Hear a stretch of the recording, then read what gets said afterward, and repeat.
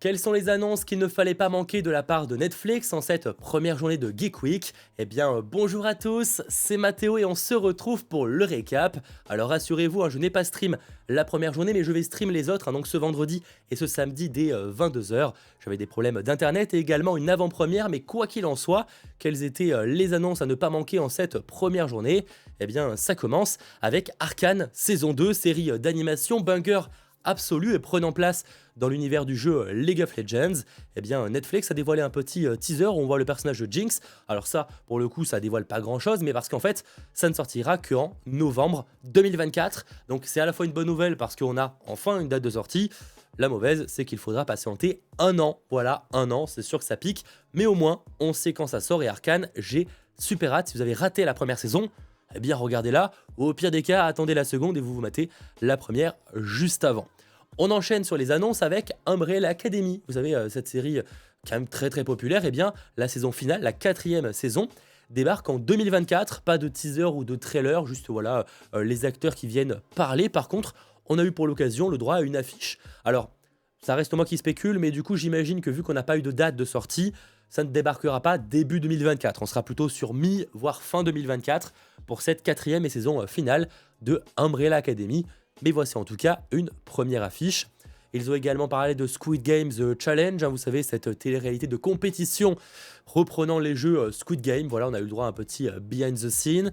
On a également eu côté jeux vidéo, parce que pour rappel, Netflix, c'est aussi des jeux vidéo que vous avez directement sur votre application Netflix. C'est complètement gratuit et compris dans votre abonnement. Je ne sais pas si certains, justement, profitent de ces derniers, mais je sais qu'en tout cas, Netflix essaye de développer de plus en plus de jeux tirés de leur licence. C'est assez cohérent, histoire aussi d'attirer pas mal de monde. Et parmi le lot, on a un jeu, La Casa de Papel. Alors, un jeu, La Casa de Papel, avait déjà été dévoilé il y a longtemps mais qui n'était pas encore sorti. Je ne sais pas s'il s'agit du même jeu pour le coup ou si c'est un autre, parce que ça n'a pas l'air d'être exactement la même chose en termes de gameplay, mais dans tous les cas, ce jeu, La Casa des Papel, eh bien en fait aura un gros rôle sur les choix que l'on fera. C'est-à-dire qu'en fonction des choix que l'on fera, le professeur aura un plan qui sera plus ou moins réussi. Donc ça peut être très intéressant pour le coup, ça change un petit peu, c'est un jeu interactif globalement. Enfin, un jeu c'est forcément interactif, mais je veux dire, on a presque un côté épisode interactif d'une certaine manière, avec un design que moi j'aime bien. Je pense que ça ne plaira pas à tout le monde, mais ça peut être cool.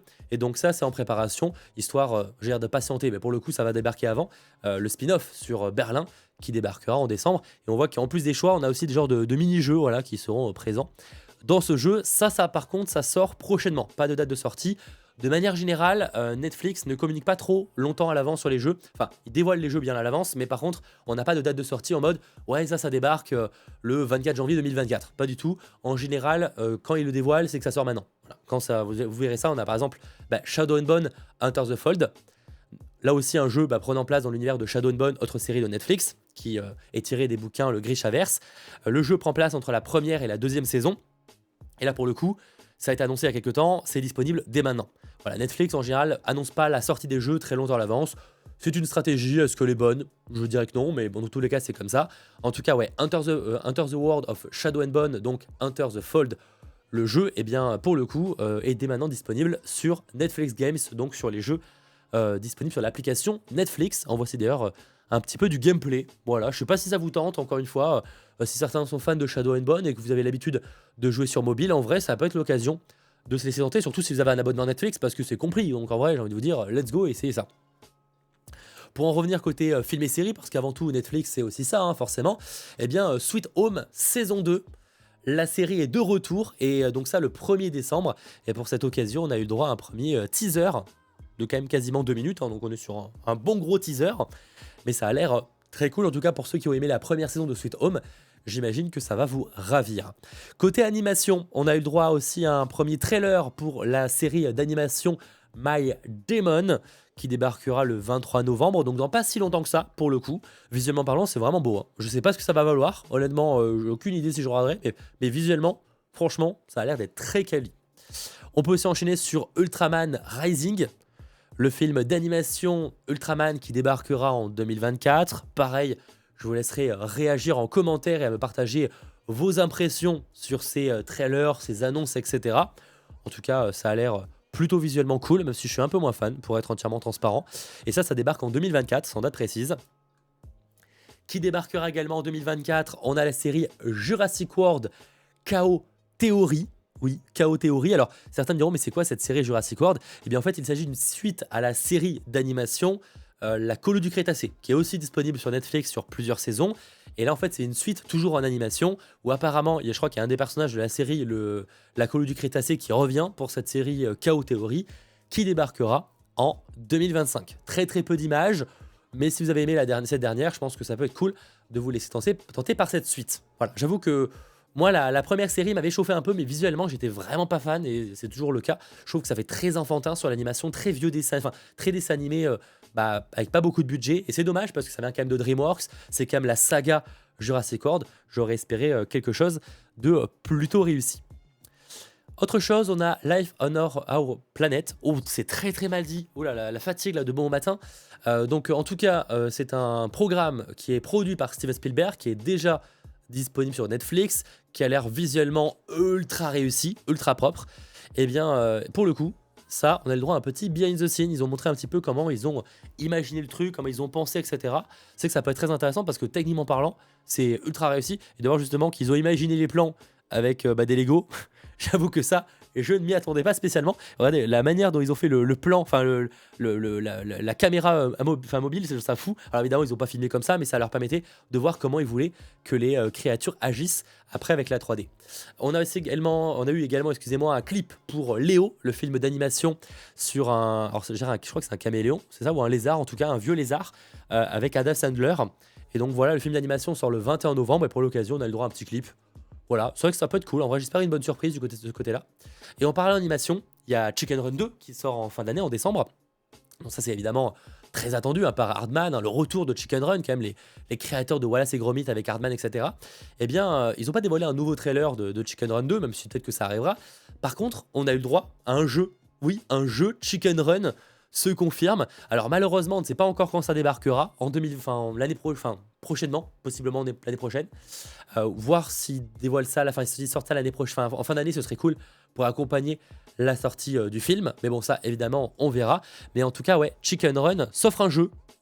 C'est plutôt cool, je trouve que c'est vraiment bien que Netflix, pour le coup, étendent leur licence, même si Chicken Run n'est pas leur licence, mais en tout cas, ils proposeront un film qui, justement, ils étendent leur licence, entre guillemets, en jeu vidéo, parce que vraiment, c'est comme ça qu'ils peuvent aussi attirer des gens sur cette partie-là du service.